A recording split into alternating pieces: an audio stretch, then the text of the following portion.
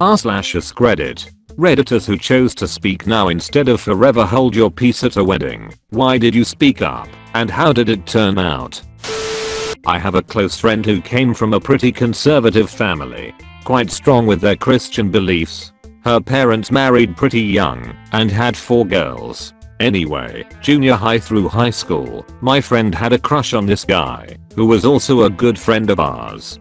But he thought he was a thug and thinks he's a blood or something. He's from Chicago originally, but lived somewhere else pretty much his whole life. Nice guy, but makes a lot of dumb choices. She ended getting into a relationship with him, ended up losing her virginity to him right after high school, and things were just gravy. It was her first serious relationship.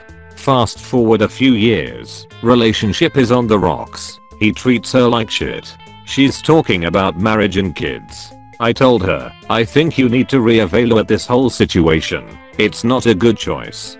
He doesn't respect you, and I don't see him ever being good for you. I said on several occasions that even though him and I grew up together, we all grew up together, and he was a nice guy, he made stupid choices that she just didn't want to be involved in. The sad part is, out of our little group of friends, I was the only one who stepped up and said something and was honest. She even mentioned that. And we fast forward, I help move her to her sisters in another state. He comes to visit, she gets pregnant. She ends up dragging out this broken relationship for years, ends up having 4 kids with this idiot. I'm still telling her, every time, that she needs to end it. They end up getting married, her parents wanted it, initially. Their relationship goes bad. He moves back to Chicago, she follows him, he cheats on her, and knocks up some other rogue looking chick. They move back, sort out their differences, then he goes to visit family in Chicago, knocks this chick up again, and my friend and him are still married. She claims the relationship is now over, but I haven't heard anything about the marriage. I feel like, because of her family's religious background and structure, she won't divorce him. She is a beautiful girl, and is truly a smart girl, but I think she became so wrapped up in this relationship from the get-go, and felt like, because her sisters married their high school sweethearts, that her parents married as high school sweethearts, that this relationship was it, and she would make it work, no matter what happened. She didn't deserve what he did to her. She could find a way better man, and have a fantastic relationship, but now she is 27. Has 4 kids, and doesn't even try to meet new people. I stopped a wedding once, but I did it before the actual date. When I was a freshman in college, my best friend was a junior in high school. She confided to me during that year that she had developed a relationship with her English teacher, who was in his first year of teaching. I encouraged her to end the relationship for both of their sakes, but she insisted that they were in love, the real kind of love, but the timing of the meeting was just wrong. And then she found out he was running the same scam with 3 other students, one of whom was a good friend of hers, and confided their relationship to her while drunk. So, to recap, the guy was screwing 4 students. That's when I find the label of predator appropriate. For whatever reason, she still believed he truly loved her, so instead of burying that man and going to the cops/media/administration with this news, she had plenty of proof. She decides to give him an ultimatum: resign or she would turn over the proof she had to the superintendent and let the chips fall where they may. She also said that, if ever he tried to teach elsewhere, she would be forced to tell what had happened. So they came to a sort of truce. Now, in the state where we live, resigning from a position before you are off of your provisional license is pretty much a guarantee you will never get your full teaching license. So it was pretty much impossible for him to get a full teaching license from there, particularly since I think the administration suspected something was amiss, as his resignation came so suddenly. But in the end, I think they wanted to avoid a scandal, so they were okay with not knowing. He joined the military. I continued to keep tabs on him. It appeared he was making no attempt to go back to teaching. Fast forward several years. By pure happenstance I was staying with my now husband/then boyfriend in a hotel 2 states away from where this had all gone down. While eating some continental breakfast, I opened the local paper for something to do. Whose face do I see in the engagement section? The English teacher. Curious about what he was up to, I read the engagement announcement for he and his wife-to-be. He was marrying a teacher. I realized by the length of time it stated they had been dating, that she had also been dating him while carrying on with multiple students. It weighed heavily on me, but eventually I decided to send a letter to both her and her parents. I stalkerjitsu'd my way to their addresses. I also created a fake Yahoo account to email if she had any questions or required proof. I ended up talking her out of marrying him via Yahoo email. I regret nothing. He left my friend confused and messed up for life. I hope that man burns in some form of hell. From what I continue to read about the direction his life is going, it appears he is getting a portion of the misery he deserves. My older brother was in a long-term relationship a woman that ended after living together for a few years, and he was very depressed. Then one of her friends, who I'll call Beth, moved in on him, calling and texting him constantly, showing up at places she knew he would be, bought albums she knew he listened to and books he read, in order to hammer home the and we meant for each other. We love the same stuff. Storyline. Beth was very determined to make my brother hers, rather than be put off by her strong persistence, and it was stalker-like. I remember telling him as much. He was more flattered that any woman was paying attention to him after his breakup. I remember him often saying that he wasn't attracted to her, but she's all about me. She's so into me. After a few months of this, he relented and started dating her, which alarmed me and my sister, because it was clear that Beth was far more invested in him. After a few years of dating and her persistent arguing, they moved in together. Beth is very passive-aggressive and dishonest, and really uncomfortable to be around. Our grandmother, who is very polite and never says a bad word about anyone, once told me that Beth was dreadful. But Beth's obsessed with taking care of my brother, who relishes the attention. She's his biggest fan. So, he never wanted kids. He knows who he is and what he wants from life, and being a parent isn't it? But Beth did want kids and brought up the subject a lot, referring to him as Peter Pan and complaining that he was incapable of being an adult. To be fair, he's a free spirit, stoner type who spends more time engrossed in his artwork. He's a painter who does a lot of summer art fair circuits, and she doesn't have steady work. They're both quite poor. He would avoid the topic of kids or express ambivalence about parenting, perhaps to diffuse the tension. They don't have the most adult relationship. So, a few years ago, Beth went off her birth control without discussing it him first and became pregnant. We were all very sad for my brother, as we knew he didn't want kids, couldn't afford to support a family, and that he'd likely have to quit his art career and find steadier work. Because of the kid she later miscarried, much to everyone's relief, most of all his. He thought the pregnancy was an accident, but after some questioning, she admitted that she had made it happen, then immediately threatened to leave him. They went to a counselor who asked my brother on Beth's behalf if he would consider getting her pregnant again and signing away his parental rights so that she could have a baby. He declined. All of these signs were hitting him in the face, telling him to run and run fast. He turned down my offer of several months worth of living expense money, no repayment needed, so that if he needed to start his life without her, he could. His reply was that finding a new roommate would be too hard for him. They are getting married this fall. It will be hard to hide my disappointment at the ceremony. I'm sure she'll be beaming with pride. This is a story my professor told me, so it's secondhand.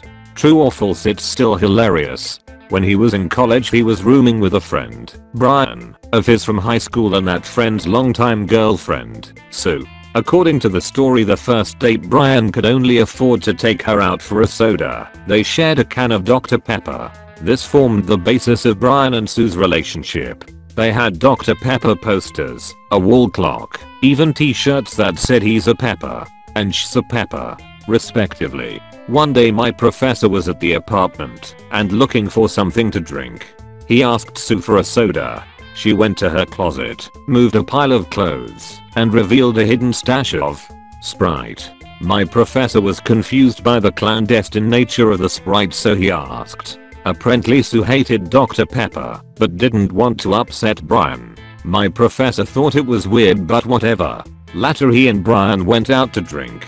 They had been drinking for a bit, and my prof said, "Let's get some flaming Dr. Peppers." Brian would have none of it. He confessed, "I fucking hate Dr. Pepper."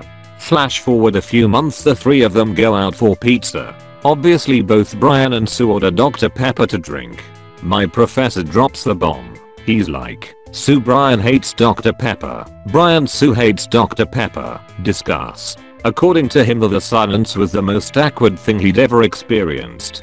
Brian and Sue broke up 2 weeks after the Dr. Pepper incident. My professor felt bad, but as time went on, Brian got married 5 times, so nowadays, he doesn't feel too bad about the situation. I spoke before, rather than speaking now, but since this thread has been firebombed, I figure it's close enough. I was an acquaintance of the bride, a friend of a friend kind of situation. I never really liked either the bride or the groom very much, to be honest. She was a next level mean girl and he always gave off a bit of a skeezy vibe, always commenting on my appearance and body, and those of the other younger girls that ran with that crowd. I was about 10 years younger than the couple in question, but they were fun enough to hang out with at parties, and I never thought too much about it. Until he came into the bar where I worked and spent the evening aggressively hitting on me and the other waitresses and female bar staff. Again, I wrote it off as typical dickhead behavior until I left at the end of my shift and interrupted him fingerblasting one of my coworkers in the back parking lot. I was super grossed out and yelled, "You're engaged, fucker," before I peeled out and headed home. At the time, I was living with a group of dudes, one of whom had been friends with both the bride and groom since middle school. He was awake when I got home, so I told him what I saw and was surprised to discover 1. It wasn't the first time, either with my coworker or with 5 others before her. 2. The bride knew about previous times and just kept making him promise that this time he wouldn't do it again. And 3. All their friends knew he was cheating again, but figured that she would go ahead with the wedding anyway, so no one had told her. Figuring it would just upset her to no effect, I should have taken my friend at his word that telling her was a bad idea that wouldn't accomplish anything. But being a naive 19-year-old who couldn't quite believe anyone would actually get married if they knew their partner was actively cheating, I really struggled with this. After listening to her talk on and on about every detail of her full dream wedding through every spring and summer cottage party and bonfire, I snapped on a camping trip in mid-August about a month before the wedding. I dragged her out for a hangover breakfast and spilled the beans, what I personally saw, what I had heard from others, and what I knew of his history. I ended by saying that if she still wanted to marry him, it was her business, but she deserved to know. We drove back to camp in silence, but as soon as she got out of the car, she immediately started screaming at him in front of the roughly 30 people in the process of packing up tents, etc. They had a 20-minute yelling match, punctuated by frequent "well, she said she fucking saw us," while pointing at me. It was awful, and the guys I lived with only told me what a dumb idea it had been to talk to her about 30 times on the trip home. 3 days or so after the camping fiasco, we all got an email from her stating that after soul searching and reflection she had realized that he loved her and she had to forgive him, and restating her preference for cash gifts. So, the wedding was still on, and we were all still going. To this day, I'm not sure why I still went, except that most of my friends were going, and they convinced me that I owed it to the bride to show support after my inconvenient truth-telling almost ruined everything. So, I went. But when they got to the smarmy readings about true love and partnership, I just couldn't hang. So, before they got to the speak now part, I stood up and walked out. I thought that in a big church it wouldn't be easily noticed. Yet apparently a lot of people were expecting someone to say something, so when I got up and left, people definitely noticed in a big way. No one else said anything at the appointed time, though, so the wedding went ahead, and apparently the reception was a real rager. I spent the night drinking alone at home. As for the marriage, He continued to cheat, and based on my stand at the wedding, there were a ton of rumors that I was the one he was cheating with. I got a lot of shit for it, and lost a lot of friends in that group, although I was starting to realize they were pretty worthless anyway. Then my colleague, she of the parking lot finger bang, announced she was pregnant, and he admitted to being the father. The married couple divorced, and he and my colleague got married 2 years later. I only stayed close with one member of that group, who tells me that he continues to be a serial cheater, who now has 2 kids outside marriage in addition to the 2 he has with his wife. In the end, nothing was gained by my speaking up. It was a naive decision, and one I wouldn't repeat under the same circumstances. Back around 99 feet, when I was a corporal in the army, one of my troops who was perpetually single, just bashful and bad with girls in general, is just bouncing around the motor pool, comes over and asks if me and the rest of the squad would like to attend his wedding that weekend. Some of the guys laugh, but I do the wait. You had no girl last week and now you are getting married?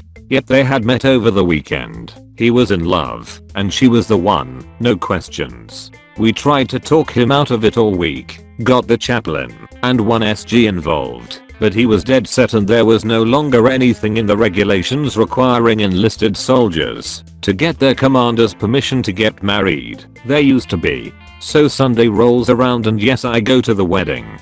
He is there, she has some family there, and though I try to talk to him, he does not want to hear anymore, but thanks me for coming. They get to the part of asking if anyone has any objections, speak now or forever hold your peace, and I stand up. Her family are all shooting me the death gazes. I don't care, this is my soldier. Despite his pleading stares, he is my soldier and my responsibility. The minister gives me a tentative yes, looking like he has never seen anyone actually do this before. Paraphrasing as best I can, it has been some time since then. They can't get married, because I doubt she has been completely honest with him. She is a stripper down at the Big Apple, real place, Fort Stewart / Hinnisville, Georgia. She is also a barracks bunny and I did her about a month ago, and know at least 5 other guys she has done.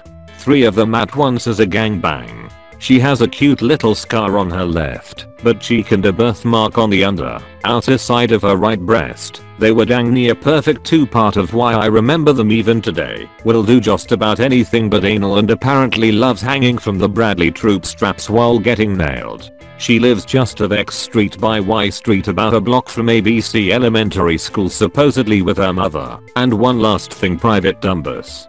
Do you remember last month when me and our mechanic had to go get shots to cure the fire crotch? I'll make you an appointment this week. You have been banging fire crotch. I'm done, make your own decision.